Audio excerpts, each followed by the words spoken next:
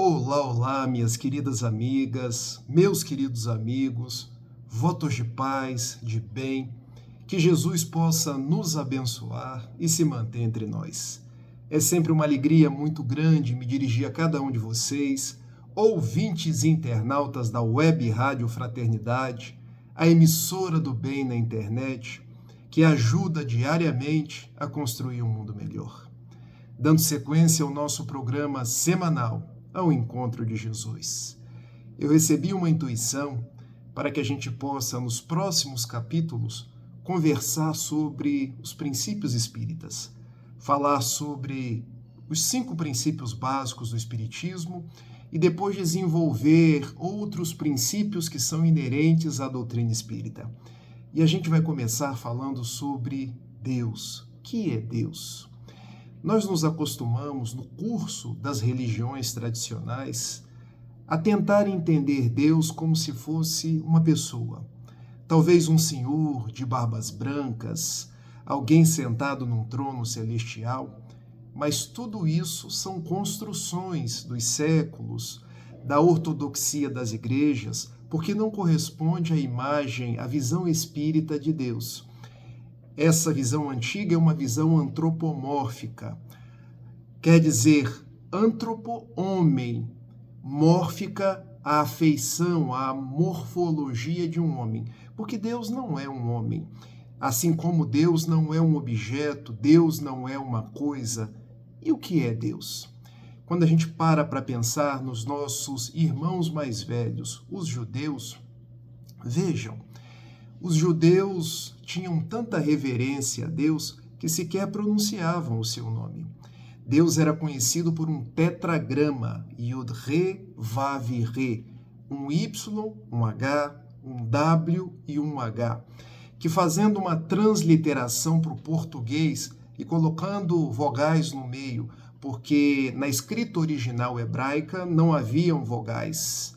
Esse YHWH talvez forme Yahweh, Yahvé, ou, numa outra possibilidade, Jeová, que são os nomes que nós conhecemos hoje. Também os judeus chamavam Deus por seus atributos. Daí nós conhecemos Adonai, meu Senhor. Conhecemos como eu sou o que sou, como ele se apresentou a Moisés naquele episódio do Monte Sinai, pela primeira vez quando Moisés se depara com Deus, e por vários outros títulos. Mas Jesus, quando vem ter conosco, ele nos apresenta a Deus simplesmente como um pai. Meu paizinho. Tanto que nos ensina a fazer a oração do Pai Nosso como Pai Nosso que estais nos céus. Daí, como nós devemos entender a figura de Deus? Que é Deus? Porque Deus é o primeiro princípio da doutrina espírita. Nós partimos da existência de Deus. Nós acreditamos em Deus, que é o Criador de todas as coisas. Eu trouxe para o nosso estudo de hoje o Livro dos Espíritos. Vocês estão observando.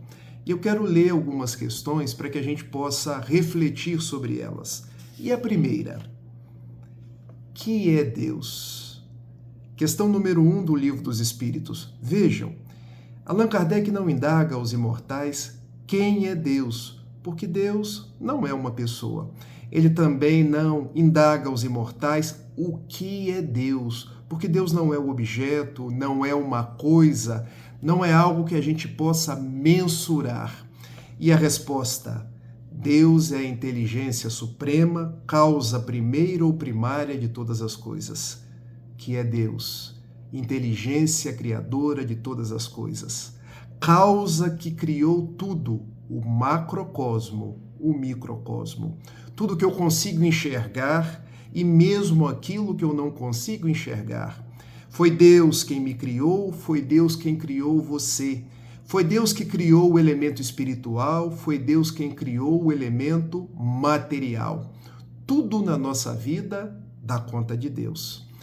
Talvez para nós fique difícil entender a figura de Deus que a gente não consegue individualizar, não consegue tangenciar. mas a proposta é essa mesmo.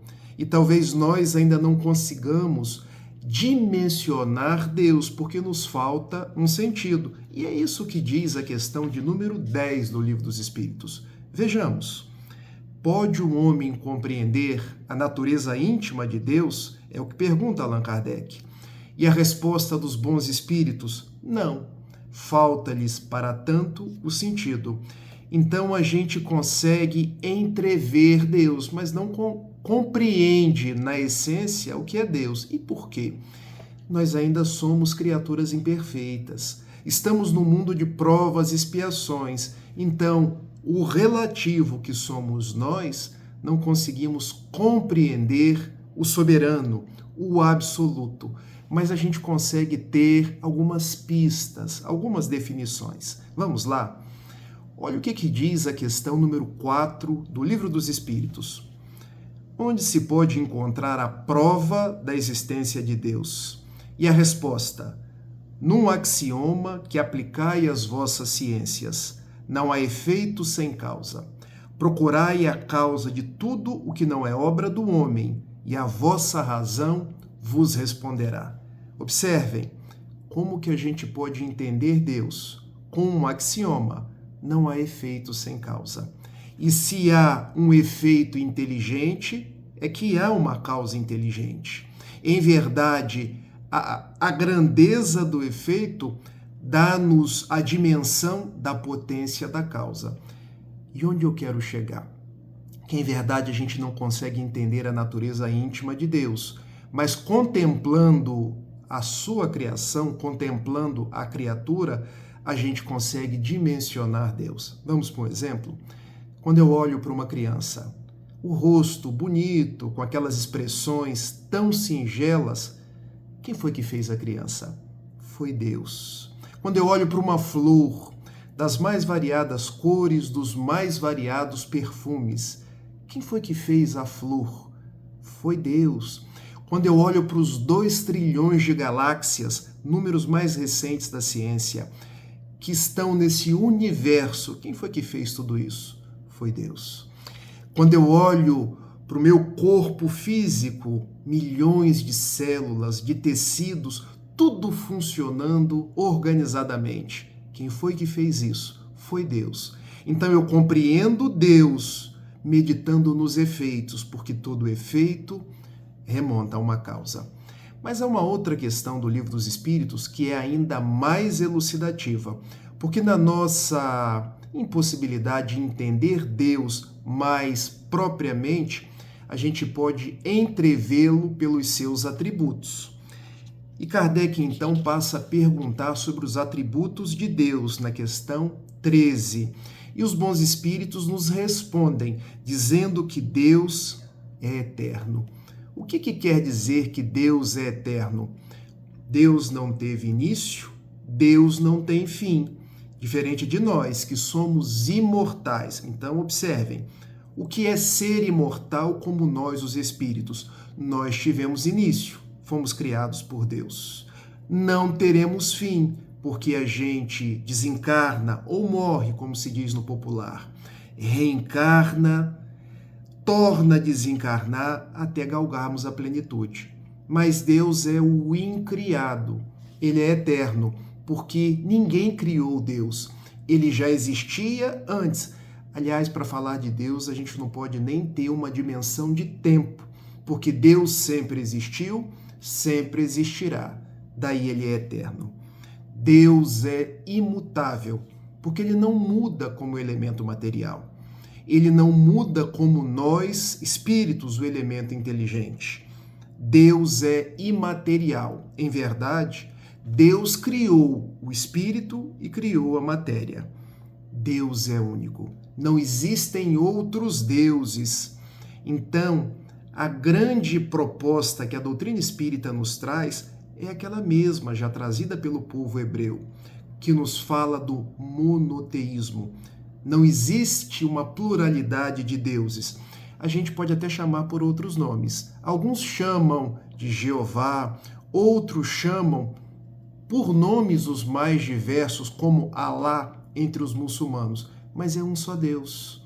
O Deus do católico, o Deus do espírita, o Deus dos protestantes, é o Pai de todos nós. Ele é único. Deus é onipotente, porque ele tem toda a potência. Também é onipresente, também é onisciente, porque ele se faz presente em todos os lugares e tem ciência de todas as coisas. E talvez o atributo pelo qual a gente melhor compreenda Deus seja: ele é soberanamente justo e bom. E observem, não falou que Deus é justo ou bom, mas disse que Deus é justo e bom ao mesmo tempo. Porque quando a gente acha que está vendo a justiça de Deus, a gente está vendo a justiça e bondade. E quando a gente acha que está vendo a bondade de Deus, a gente também está vendo justiça e bondade. É porque, para nós, os seres humanos, justiça é uma coisa, bondade é outra. Em Deus, as duas virtudes se fundem. Daí o apóstolo João colocar na sua primeira epístola, no capítulo 4, verso 8, que quem não ama o seu próximo não conhece a Deus, porque Deus é amor. O grande atributo de Deus, então, é justiça, bondade, amor. Se eu quero pensar em algo que melhor defina Deus, esse é o atributo de amor. Vamos fazer uma junção disso tudo?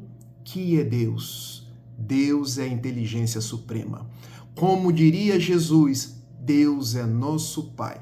Eu conheço Deus pela grandeza da sua obra, verificando tudo que foi criado, desde o máximo até o mínimo. E eu consigo entender Deus pelos seus atributos, pela sua bondade, pela sua justiça, pelo seu amor, pela sua providência, porque Ele cuida de cada um de nós em todos os momentos. Entenderam por que o Espiritismo parte da existência de Deus? Porque Deus é o elemento que explica todas as coisas. Deus é o nosso Pai. Eu quero terminar essa fala sobre Deus com um soneto que eu fiz em homenagem ao nosso Criador. E eu intitulei O Amor a Deus. Como amar a Deus que não posso ver, senão amando a beleza da criação. As flores, os bichos e todo o azul da amplidão testemunham aquele que tudo fez sem nada esquecer. Como amar a Deus que não posso ouvir, senão amando a mim mesmo, herdeiro do seu amor. Eu que carrego na alma a assinatura de meu Criador, o qual me criou para viver e sempre progredir. Como amar a Deus que não tem personificação, senão amando o meu próximo como um irmão, no ideal divino de cada vez mais servir e ajudar. Assim, não há melhor forma de amar ao Pai das alturas do que amando sua obra e todas as suas criaturas, pois que Deus está em tudo e em todo lugar.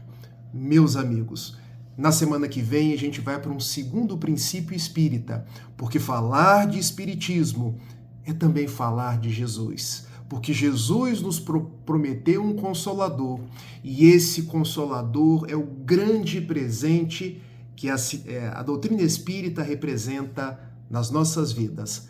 Hoje falamos sobre Deus, na semana que vem sobre imortalidade da alma. Um beijo grande e até lá. Tchau, tchau.